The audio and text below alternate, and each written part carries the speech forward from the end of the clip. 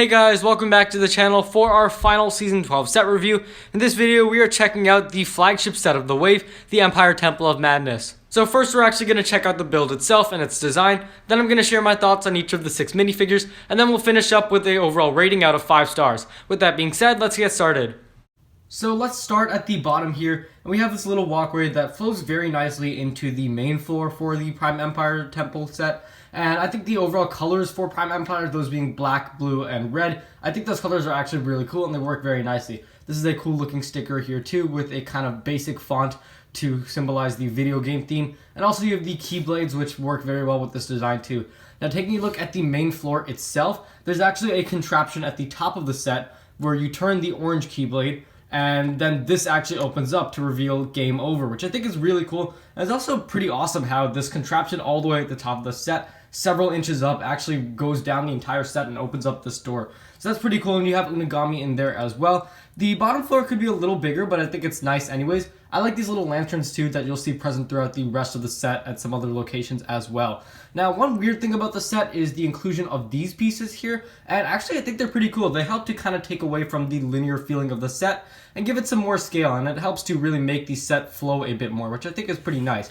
Now taking a look at the back of this main floor, so as you can see, the back is pretty simplistic. There are these pole pieces here, and also you have these weird decals. I'm not really sure why they're here. I think they could have been put to better use to the front, but it's alright anyways. And Unigami's throne looks pretty nice too. It's a bit simplistic, but I think it's fine nonetheless.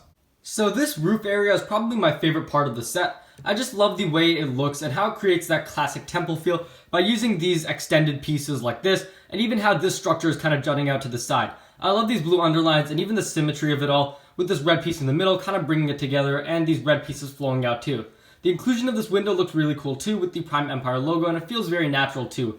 The decision to use upside down pieces might seem questionable at first, but actually it works pretty nicely. Now moving over to the side, here is Tsushimi's kitchen. So you can see like a little stove over there and some knives too. This is one of the other play features of the set. You can like slam this down. I'm not using this correctly, but basically the idea is you open it up and it's supposed to slide out like that, right? So yeah, that's pretty much one of the only play features in this set. Now here's a pretty basic area back here, not too much going on. This is where the contraption with the keyblade goes down. And on the other side, you have an arcade and some blades. So these additions are nice to the set, but should they really have been in the set? I mean, I feel like it's kind of taking away from the main design. Well, okay, so you have this on the outside and it looks awesome, but then when you turn it around, it just feels a little bit too open and too incomplete, if you get what I mean. And so here is the top of the temple with a very similar structure to the bottom level, although just smaller. You can see these pieces extending, and here are the lanterns I talked about earlier, and with the same red piece in the middle kind of bringing it together. So here's the keyblade at the top. You can turn it, and then all the way down it will open up Unigami's chamber. So that's pretty cool. You have some round pieces here too. I think these are a little bit weird. I'm not sure if I would have included these. It just looks kind of weird with these circles, but it's fine. Anyways, we have these orange pieces in the background too, and they kind of come together as well. Here's a decal that's supposed to be, I think, a ranking or something. Unigami at number 1, Jay at number 2. Not sure what to make of it, but I think the emphasis on orange is pretty cool throughout the set as well. You have orange down here and orange in the main floor, and then these orange pieces in the back with the orange keyblade in the front. So the thing I like most about Jay's suit is the way the colors work together. You have white in there, blue, black, and a brighter blue too, and I think those all work together very nicely. Also, there's some small details that are cool too, such as the triangles on the left side of his body, and the small details like those that are also present on Scott and the red visors that really help to kind of establish this digital feeling. So definitely one of my favorite Season 12 minifigures. Now, let's take a look at Cole. Unfortunately, I cannot say the same for him. Right off the bat, you have the conflicting colors of white and black, so the final outcome looks rather messy. Now, the leg printing looks very nice. I love the orange belt, and ultimately, I wish there was more orange in this torso.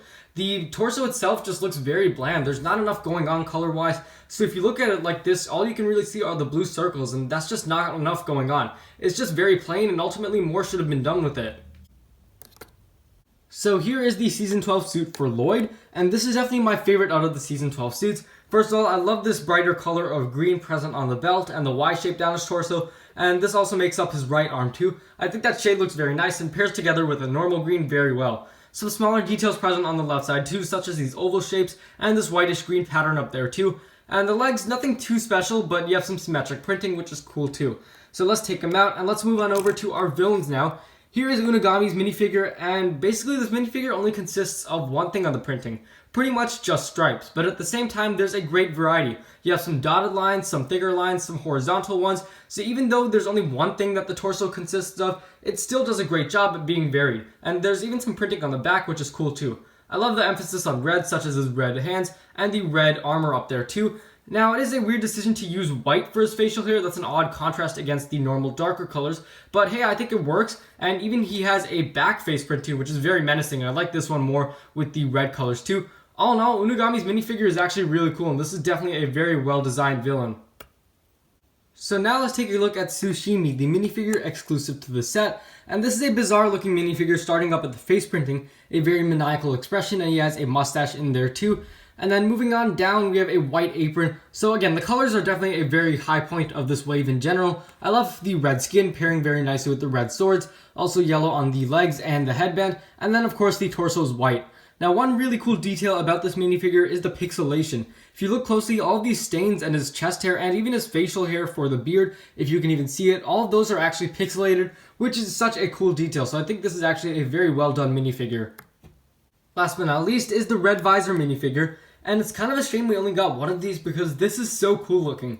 I love the red pixels that trickle down the uniform, and even the reference to Error 404 is really cool too, considering the whole gaming theme. Leg printing looks awesome too. I love the colors and the gray present on the feet as well. And even this head region, I think this makes very nice use of the Prime Empire colors. Of course, those three main colors, but also orange here on the top. It's a very odd choice to use this kind of like a fishbowl almost going over the head, but I think it works. And instead of a traditional face, we get the Prime Empire logo. Let's see if we can get his helmet off there. Yeah, so we get just the Prime Empire logo as the main face, which is a very interesting choice. It might not be a normal choice, but I think it actually looks really cool. Sadly though, I mentioned this in the gamers market, there is an alternate face which looks even cooler there in the back. So it's a bit of a shame that they don't want you to use this face, but I still think the final product for the red visor is really cool. So some final thoughts on the Empire Temple of Madness set. Definitely my favorite part of it is probably that roof area. I feel like the design is really well done, and that's probably one of the best parts of the set. Where it is missing some stuff in terms of play features, it definitely makes up for it with its design. However, there are some play features, not many, but there are some. The main gimmick of the set is that you can turn the keyblade at the top to reveal Unagami, and I feel like that is actually really cool and more than just a play feature designed to appeal to kids. It's actually something that could relate to the season itself, so I think that is definitely very well done. The colors are also awesome too, and I think they complement each other pretty well. Now my biggest issue comes from the lack of flow in the upper level. You have the roof, that awesome looking roof on one side, but as soon as you turn it, right behind that roof there's an arcade and a kitchen. I'm not really sure, but I feel like those parts are too open and that they don't really work well with the rest of the design itself. Aside from that though, and a few other minor problems, I still feel like this is a very well designed set, so I'm going to give it a 4.5 out of 5 stars. I will admit, when I first saw the set images, I was pretty underwhelmed. I mean, it wasn't as good as the leakers had made it up to be, but after having gotten a few of the sets, I gotta say, the ones that I got were definitely really cool. So overall, I think Season 12's wave is actually pretty nice. Like other Ninjago waves in the past, the biggest thing it suffers from is having too much bland, uninteresting vehicles. Like honestly, I do not care about the tuner car, I don't care about the velocity racers. I'd like to see more creative stuff, like the temple and the dragon. Those were really good, and what's good about this wave is definitely very good. And my biggest takeaway from this wave is that sometimes it's okay to try out weird ideas, and that might actually make the sets better. For instance, the minifigures. Like if I were to tell you the concept of Richie, it wouldn't really sound good, but the minifigure we got was pretty awesome. I think if they can apply this to sets, we can get better stuff in the future. Anyways, I hope you have enjoyed these Season 12 set reviews. We'll be back later this year or whenever Season 13 comes out to review its sets. Thanks for watching. If you guys enjoyed, be sure to leave a like, subscribe, share with anyone ever you know, and let me know what you guys thought of the Empire Temple of Madness, and I will see you next time.